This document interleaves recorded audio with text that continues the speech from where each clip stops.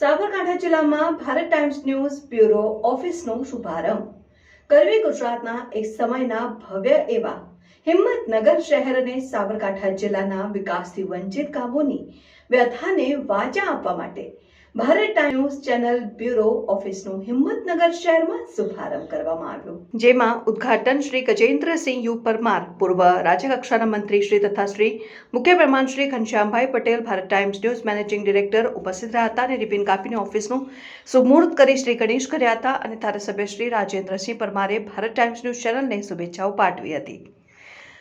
Bharat times news ચેનલના MD ઘનશ્યામભાઈ Patel, bureau chief Dilipsinh બી પરમાર, દિગ્વિજયસિંહ રાઠોડ, નાગેશસિંહ ઝાલા દ્વારા ધારાસભ્ય શ્રી ગજેન્દ્રસિંહ પરમારનું ફૂલ અને બુકે આપીને સ્વાગત કરવામાં આવ્યું.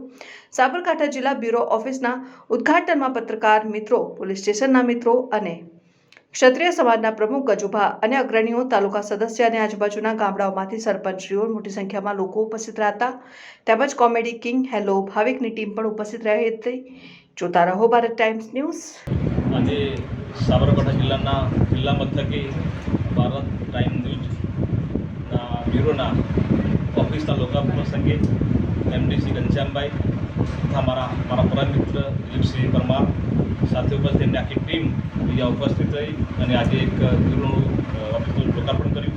આવનાર સમયની અંદર ખૂબ પ્રગતિ કરે. સાથે સાથે મારા મિત્ર દિલીપસિંહ પરમારનો આજે જન્મદિવસ હોય, ભગવાન એમને પણ ખૂબ શક્તિ આપે અને આવનાર સમયમાં ખૂબ પ્રગતિ કરે પ્રાર્થના કરું.